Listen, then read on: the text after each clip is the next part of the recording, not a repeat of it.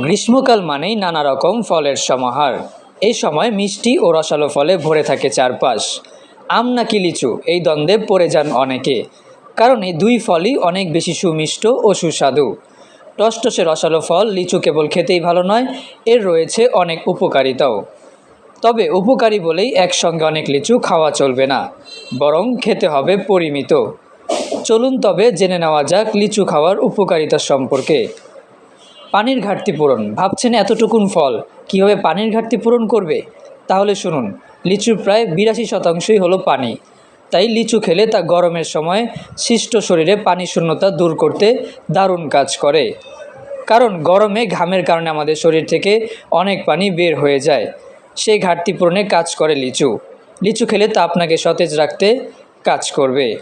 রক্ত সঞ্চালন বৃদ্ধি, আমাদের সুস্থতার জন্য শরীরে সঠিক রক্ত সঞ্চালন জরুরি, আর সেজন্য খেতে হবে সহায়ক সব খাবার।